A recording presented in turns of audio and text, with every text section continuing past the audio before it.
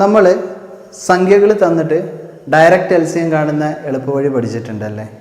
അത് വെച്ചിട്ടുള്ള application level ക്വസ്റ്റ്യൻസുകളും കുറച്ച് നമ്മൾ പഠിച്ചു. ഇനി ഡയറക്റ്റ് LCM കാണുന്ന ക്വസ്റ്റ്യൻ തന്നെയാണ് നമ്മൾ പഠിക്കുന്നത്.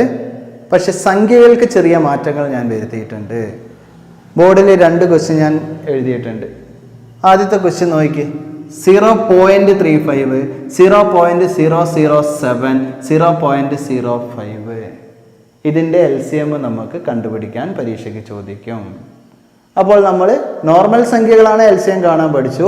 ഡെസിമൽ സംഖ്യകളാണെങ്കിലും LCM കാണാൻ അറിഞ്ഞിരിക്കണം. അതിന് ഇത്രയേ ഉള്ളൂ. നമുക്കിവിടെ ആകെ ഒരു പ്രശ്നം ഈ ഒരു പോയിന്റ് വന്നതല്ലേ, ആ പോയിന്റ് അങ്ങ് ഒഴിവാക്കി കളയുക, എന്നിട്ട് LCM കണ്ടുപിടിക്കുക, എന്നിട്ട് ആ പോയിന്റ് അവിടെ വെച്ച് കൊടുക്കുക. മനസ്സിലായോ? പോയിന്റ് മാറ്റിയിട്ട് LCM കാണുക, എന്നിട്ട് പോയിന്റ് ഇട്ട് കൊടുക്കുക. പോയിന്റ് മാറ്റുക എന്ന് പറഞ്ഞാൽ ഈ പോയിന്റ് മായ്ച്ചു കളയാനല്ല, ഈ സംഖ്യകളുടെ വാല്യൂ മാറാതെ പോയിന്റ് മാറ്റാൻ കഴിയണം. അതിന് നിങ്ങൾ ചെയ്യേണ്ടത്, സംഖ്യകളിൽ പോയിന്റിന് ശേഷം ഏറ്റവും കൂടുതൽ സ്ഥാനമുള്ള സംഖ്യ കണ്ടുപിടിക്കുക. ഇവിടെ പോയിന്റിന് ശേഷം 2 സ്ഥാനം, ഇവിടെ പോയിന്റിന് ശേഷം 3 സ്ഥാനം, ഇവിടെ പോയിന്റിന് ശേഷം 2 സ്ഥാനം. അപ്പോൾ ഏറ്റവും കൂടുതൽ സ്ഥാനമുള്ളത് നടുക്കുള്ള സംഖ്യയാണ്, പോയിന്റിന് ശേഷം 3 സ്ഥാനം.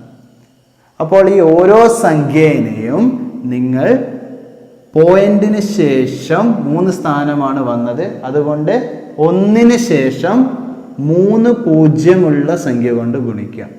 1 ശേഷം 3 പൂജ്യമുള്ള സംഖ്യ എന്ന് പറഞ്ഞാൽ 1000. ചെയ്തതൊന്നും കൂടി ശ്രദ്ധിക്കുക. പോയിന്റിന് ശേഷം ഏറ്റവും കൂടുതൽ സ്ഥാനം എവിടെയാണെന്ന് നോക്കുക. ഇവിടെ പോയിന്റിന് ശേഷം 3 സ്ഥാനമാണ്, അപ്പോൾ 3 പൂജ്യമുള്ള 1000 കൊണ്ട് ഗുണിച്ചു. ഇനി ഗുണിക്കുന്നത് എങ്ങനെയാണ് ശ്രദ്ധിക്കുക. ഈ പോയിന്റിന് ശേഷം ആദ്യത്തെ സംഖ്യയിൽ 2 സ്ഥാനമാണുള്ളത്. അപ്പോൾ ഈ 1000-ലെ 2 പൂജ്യം മതി നമുക്കിതിനെ 35 എഴുതാം. മനസ്സിലായില്ലേ? പോയിന്റിന് ശേഷം 2 സ്ഥാനം മാറിന് 2 പൂജ്യം മതി, പോയിന്റിന് ശേഷം 3 സ്ഥാനം മാറിന് 3 പൂജ്യമുള്ള 1000 വേണം. അപ്പോൾ പോയിന്റിന് ശേഷം 2 സ്ഥാനം, ഇവിടുത്തെ 2 പൂജ്യം വന്നപ്പോൾ തന്നെ ഇത് 35. ബാക്കി ഇവിടെ ഒരു പൂജ്യമില്ലേ, അതിവിടെ അങ്ങ് ഇട്ട് കൊടുത്താൽ മതി, സംഖ്യ 350. ഇവിടെ പോയിന്റിന് ശേഷം 3 സ്ഥാനം, അപ്പോൾ ഈ 3 പൂജ്യവും നമുക്ക് ആവശ്യമുണ്ട്. ഗുണിക്കുമ്പോൾ നമുക്കത് 7 എന്നായിട്ട് മാറും. ഇവിടെ പോയിന്റിന് ശേഷം 2 സ്ഥാനം, അപ്പോൾ ഈ 2 പൂജ്യം ഉപയോഗിക്കുമ്പം തന്നെ 2 പൂജ്യമായ 100 കൊണ്ട് ഗുണിക്കുമ്പോൾ തന്നെ ആ പോയിന്റ് മാറിയിട്ട് 5 എന്നാകും. 05 എന്നാണ് ആവുന്നത്. പക്ഷേ ഇവിടെ 0 വന്നാൽ നമ്മളത് എടുക്കണ്ട, 5 എന്ന് എഴുതിയാൽ മതി. ബാലൻസ് ഉള്ള പൂജ്യം ഇവിടെ ഇട്ട് കൊടുക്കുക. ഇത് നിങ്ങളൊന്ന് വീഡിയോ പോസ് ചെയ്തിട്ട് ഒന്ന് സ്വന്തമായി ആലോചിച്ച് ചെയ്ത് നോക്കണം. ചിലർക്കൊരു കൺഫ്യൂഷൻ വരും, പോയിന്റ് ഉള്ള സംഖ്യേനെ എങ്ങനെ ഗുണിക്കുന്നു. അപ്പോൾ നമുക്ക് പോയിന്റുകൾ മാറി സംഖ്യകൾ കിട്ടി. അതിനെ നമുക്കൊന്ന് ഓർഡറിൽ എഴുതാം.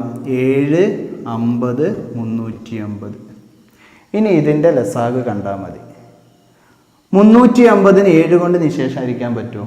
35-നെ പറ്റും, അപ്പോൾ 350-നെയും പറ്റും. 350-ന് 50 കൊണ്ട് ഹരിക്കാൻ പറ്റും അല്ലേ? 50, 100, 150, 200, 250, 300, 350, അങ്ങനെയാണ് 50-ൻ്റെ ഗുണിതം. അപ്പോൾ ഇവിടുത്തെ LCM നമുക്ക് എന്ത് തന്നെ കിട്ടി? 350. നമ്മുടെ ഉത്തരം 350 അല്ല കേട്ടോ, നമുക്ക് പോയിന്റ് ഒഴിവാക്കിയ സംഖ്യകളുടെ LCM ആണ് 350 കിട്ടിയത്. പോയിന്റ് ഒഴിവാകാൻ നമ്മൾ 1000 കൊണ്ട് ഗുണിച്ചു. അവസാന ഉത്തരത്തിന് LCM-നെ 1000 കൊണ്ടൊന്ന് ഹരിക്കണം. എങ്ങനെയാണ് ഇനി ഹരിക്കുക എന്ന് നോക്കാം. 0 0 വെട്ടിക്കളയാം. 35/100. ഇവിടെ 2 പൂജ്യമാണെങ്കിൽ പോയിന്റിന് ശേഷം 2 സ്ഥാനം കൊടുക്കാം. 1 പൂജ്യമാണെങ്കിൽ പോയിന്റിന് ശേഷം 1 സ്ഥാനം കൊടുക്കാം. 2 പൂജ്യം പോയിന്റിന് ശേഷം 2 സ്ഥാനം എന്ന് പറയുമ്പോൾ പോയിന്റിന് ശേഷമാണ് 3 5 വരിക. ഉത്തരം 0.35. അപ്പോൾ എന്താ ചെയ്തത്? പോയിന്റിന് ശേഷം ഏറ്റവും കൂടുതൽ സ്ഥാനമുള്ള സംഖ്യ നോക്കി, അതിനനുസരിച്ച് ഇവിടെ 3 സ്ഥാനമായതുകൊണ്ട് 3 പൂജ്യമുള്ള 1000 കൊണ്ട് എല്ലാത്തിനെയും ഗുണിച്ചു. അങ്ങനെ കിട്ടുന്ന സംഖ്യയുടെ LCM കണ്ടിട്ട് അവസാനം 1000 കൊണ്ട് അങ്ങ് ഹരിച്ചു. 1000 കൊണ്ട് ഗുണിച്ചിട്ടാണ് മാറ്റം വരുത്തിയത്, അവസാനം 1000 കൊണ്ട് ഹരിച്ചിട്ട് പഴയ ലെവലിലേക്ക് എത്തിച്ചു. നമുക്കിതുപോലത്തെ ഒരു ചോദ്യം കൂടി ചെയ്യാം. ചോദ്യം കണ്ടില്ലേ? 0.04, 0.0012, 0.8 ഈ സംഖ്യകളുടെ ലസാഗു എത്ര? അപ്പോൾ നമ്മൾ ആദ്യം എന്ത് ചെയ്യണം? പോയിന്റ് ഒഴിവാക്കണം. അതിനെന്ത് ചെയ്യണം? പോയിന്റിന് ശേഷം ഏറ്റവും കൂടുതൽ സ്ഥാനമുള്ള സംഖ്യ നോക്കണം. നോക്കിക്കേ, ഇവിടെ 2 സ്ഥാനം, ഇവിടെ 4 സ്ഥാനം, ഇവിടെ 1 സ്ഥാനം. അപ്പോൾ ഏറ്റവും കൂടുതൽ സ്ഥാനം ഇവിടെയാണ്, 4 സ്ഥാനം അല്ലേ? ഇവിടെ കണ്ടില്ലേ, പോയിന്റിന് ശേഷം 4 സ്ഥാനം. അപ്പോൾ 4 പൂജ്യമുള്ള സംഖ്യ, ഒന്നിന് ശേഷം 4 പൂജ്യമുള്ള സംഖ്യ കൊണ്ട് ഗുണിക്കുക. 4 പൂജ്യമുള്ള സംഖ്യ എത്രയാണ്? ഒന്നിന് ശേഷം 4 പൂജ്യമുള്ള സംഖ്യ എന്ന് പറഞ്ഞാൽ 10,000. ഗുണിക്കുമ്പോൾ നോക്കിക്കേ, ഇവിടെ 2 സ്ഥാനം, അപ്പോൾ ഈ 2 പൂജ്യം മതി, അത് 4 ആയി. ബാക്കി 2 പൂജ്യം ഇട്ട് കൊടുത്തു, അപ്പോൾ 400. ഇവിടെ 4 സ്ഥാനം, 4 പൂജ്യം വേണം പോയിന്റ് ഒഴിവാക്കാൻ. പോയിന്റ് ഒഴിവായിട്ട് 0 0 12 ആണ്. നമ്മൾ പൂജ്യമായി ഇപ്പുറത്തുള്ളത് മാറ്റി 12 എഴുതി. ഇവിടെ പോയിന്റിന് ശേഷം 1 സ്ഥാനം, അപ്പോൾ 1 പൂജ്യം മതി, അത് 8 ആയിട്ട് മാറി. ബാക്കി 3 പൂജ്യം ഇവിടെ വന്നു, 8000. അപ്പോൾ നമുക്ക് നോക്കാം, ഇതിൻ്റെ LCM കണ്ടുപിടിക്കുക. എന്നിട്ട് അവസാനം 10,000 കൊണ്ട് ഹരിക്കുക. ഇവിടെ 10,000 കൊണ്ട് ഗുണിച്ചു, അവസാനം 10,000 കൊണ്ട് ഹരിക്കുക.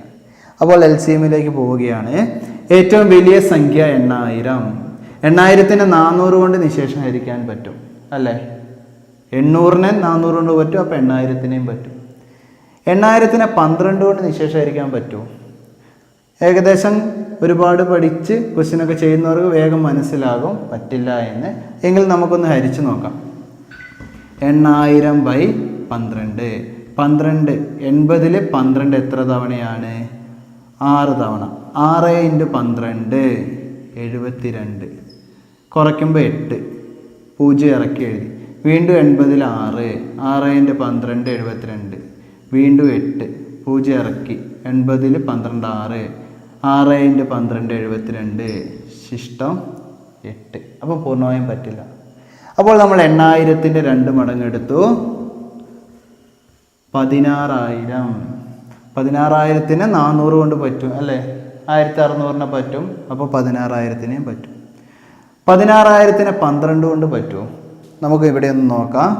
16,000/12. 16ൽ 1 തവണ 12, ശിഷ്ടം 4, 0 ഇറക്കി. 40ൽ 12 3 തവണയാണ്. 3 × 12 36. 40ന്ന് 36 കുറച്ചാൽ 4. വീണ്ടും 0 ഇറക്കി എഴുതി 40. 40ൽ 12 3. 3 × 12 36. വീണ്ടും 4, 0 ഇറക്കി. അതിങ്ങനെ കണ്ടിന്യൂ ചെയ്ത് അവസാനം 4 കിട്ടും. ഹരിച്ച് നോക്കണം. അപ്പോൾ 16,000നെയും പറ്റില്ല. ഇനി 8000ൻ്റെ 3 മടങ്ങ്, 8ൻ്റെ 3 മടങ്ങ് 24. 8000ൻ്റെ 3 മടങ്ങ് 24,000. 24,000നെ 400 കൊണ്ട് നിശേഷം ഹരിക്കാൻ പറ്റുമോ? നമുക്ക് നോക്കാം. 24,000/400. 0 0 വെട്ടി. 24ൽ 4 പോകും 6, അപ്പോൾ ഉത്തരം 60 എന്ന് കിട്ടി. അപ്പം 400 കൊണ്ട് നിശേഷം ഹരിക്കാം. 24,000നെ 12 കൊണ്ട് പറ്റും, കാരണം 24/12 നമുക്ക് ചെയ്യാൻ പറ്റുന്നതാണ്. അപ്പോൾ ഇവിടുത്തെ LCM നമുക്ക് എത്ര കിട്ടി? 24,000 ഡിവൈഡഡ് ബൈ, ഇവിടെ 10,000 കൊണ്ട് ഗുണിച്ചു, അപ്പോൾ അവസാനം 10,000 കൊണ്ട് ഹരിക്കണം. 3 0 3 0 കട്ട് ചെയ്തു. 24/10 എത്ര കിട്ടി? 2.4. കാരണം മനസ്സിലായോ? 10 കൊണ്ട് ഹരിക്കുമ്പോൾ 1 പൂജ്യമാണ്, പോയിന്റിന് ശേഷം 1 സ്ഥാനം. അപ്പോൾ നമ്മൾ പോയിന്റിന് ശേഷം 4 മാത്രം എഴുതി, 2 ഇപ്പുറം എഴുതി, 2.4. ഇത് പരീക്ഷയ്ക്ക് അങ്ങനെ ആവർത്തിച്ച് ചോദിക്കാറില്ല, പക്ഷെ ചോദിച്ചാൽ നമുക്ക് ചെയ്യാൻ പറ്റണം. പോയിന്റ് ഒഴിവാക്കി LCM കണ്ടിട്ട് പോയിന്റ് അവിടെ ഇട്ട് കൊടുക്കുന്നു. ഇപ്പോൾ ഞാൻ ബോർഡിൽ എഴുതിയ 2 ചോദ്യങ്ങൾ നിങ്ങൾ കണ്ടോ? ചോദ്യം ഇതാണ്. ഫസ്റ്റ് ക്വസ്റ്റ്യൻ ലസാഗ് കാണുക, രണ്ടാമത്തെ ക്വസ്റ്റ്യൻ ലസാഗ് കാണുക. ചോദ്യം കാണുമ്പോൾ തന്നെ എന്താ സംഭവം എന്നൊന്നും കൺഫ്യൂഷൻ ആവരുത്, ബുദ്ധിമുട്ടുള്ള ചോദ്യമാണെന്ന് തോന്നരുത്. ഇവിടെ അഭാജ്യ ഘടകങ്ങളുടെ ലസാഗുവാണ്, സംഖ്യകളെ ഘടകങ്ങളാക്കി എഴുതി എന്നേ ഉള്ളൂ. ഇതിൻ്റെ ലസാഗ് കണ്ടുപിടിക്കണം. അപ്പോൾ ഓരോന്നും ഗുണിച്ച് സംഖ്യ കണ്ടുപിടിച്ചിട്ടൊക്കെ ചെയ്യാന്ന് പറഞ്ഞാൽ ഒരു മത്സര പരീക്ഷയ്ക്ക് നമുക്ക് നടക്കില്ല. ക്വസ്റ്റ്യൻ കാണുമ്പോൾ നല്ലൊരു ബുദ്ധിമുട്ടായിട്ട് തോന്നും ആദ്യമായിട്ട് കാണുന്നവർക്ക്, പക്ഷേ ഏറ്റവും എളുപ്പത്തിൽ LCM കിട്ടുന്നത് ഈ ചോദ്യത്തിനാണ്. നിങ്ങൾക്ക് പെട്ടെന്ന് മനസ്സിലാകും. ഞാൻ ചെയ്യുന്നത് ശ്രദ്ധിക്കുക. LCM കാണാൻ ഇവിടെയുള്ള ഓരോ ഘടകങ്ങളും നമ്മൾ നോക്കുകയാണ്. 2 ഉണ്ട്, 2 എഴുതി. 2ൻ്റെ ഏറ്റവും പവർ കൂടിയത്, ഈ മുകളിൽ എഴുതിയ സംഖ്യേനെയാണ് പവർ എന്ന് പറയാം. പവർ കൂടിയത് ഇവിടെ നോക്കുക. ഈ സംഖ്യയിൽ 2ൻ്റെ പവർ 3 ആണ്, ഈ സംഖ്യയിൽ 2ൻ്റെ പവർ 2 ആണ്. അപ്പോൾ ഏറ്റവും പവർ കൂടിയത് 3, അത് ഞാൻ ഇവിടെ എഴുതി. ഇൻറ്റു 3 എടുത്തു. 3ൽ ഏറ്റവും പവർ കൂടുതൽ ഏതാണ്? 4, അതിവിടെ എഴുതി. ഇൻറ്റു 5 എടുത്തു. 5ൽ ഏറ്റവും പവർ കൂടിയത്, ഇവിടെ 5 ഇല്ല, അപ്പോൾ നോക്കണ്ട, ഇവിടെ 5 സ്ക്വയർ, അതിവിടെ എഴുതി. ഇൻറ്റു ഇനി 7 ഉണ്ട്, ഇവിടെ 7 ഇല്ല, ഇവിടെ 7 ഉണ്ട്, അപ്പോൾ 7ൽ ഏറ്റവും പവർ കൂടിയത് 2. ഇത്രയും ചെയ്താൽ അതിൻ്റെ LCM ആയി. സിമ്പിളായിട്ട് മനസ്സിലാക്കി വെക്കുക.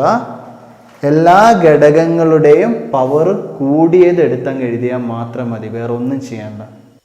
നമുക്ക് ഒരുമിച്ച് ഈ ക്വസ്റ്റ്യൻ ഒന്ന് ചെയ്തു നോക്കാം അല്ലേ. ഈ സംഖ്യകൾ 3 സംഖ്യകളാണ്, അതിൻ്റെ LCM കണ്ടുപിടിക്കണം. എന്താ പറഞ്ഞത്? ഓരോ ഘടകത്തിൻ്റെയും വലിയ പവർ ഉള്ളത് എഴുതുക. അപ്പോൾ 2 എടുത്തു. 2ൻ്റെ ഇവിടെ 5, ഇവിടെ 2 സ്ക്വയർ, ഇവിടെ 2/4, അപ്പം വലുത് 5. ഇൻറ്റു 3ൽ 3 സ്ക്വയർ, 3 സ്ക്വയർ, അപ്പോൾ 3 സ്ക്വയർ ആണ് വലുത്. 5ൽ 5 ക്യൂബ്, 5 സ്ക്വയർ 5, അപ്പോൾ 5 ക്യൂബാണ് വലുത്. ഇനി ഇവിടത്തേത് കഴിഞ്ഞു, ഇവിടെ 7 ബാക്കിയുണ്ട്. 7 ഇവിടെ മാത്രമേ ഉള്ളൂ, അപ്പോൾ അത് തന്നെയാണ് വലുത്. എല്ലാ ഘടകങ്ങളുടെയും വലിയ പവറുള്ളത് എഴുതിയാൽ അതിൻ്റെ ലസാഗുവായി. അപ്പോൾ നമ്മൾ ഡെസിമൽ നമ്പേഴ്സിൻ്റെ ലസാഗു പഠിച്ചു, അതിൻ്റെ കൂടെ തന്നെ അഭാജ്യ ഘടകങ്ങളുടെ ലസാഗുവും പഠിച്ചു കഴിഞ്ഞു. ഇനി നമുക്ക് HCF ഉസാഗ പഠിക്കണം. അത് പഠിച്ചു കഴിഞ്ഞതിന് ശേഷം ലസാഗുവും ഉസാഗയും കൂടി കമ്പൈൻ ചെയ്തിട്ടുള്ള പാർട്ട് പഠിക്കാനുണ്ട്.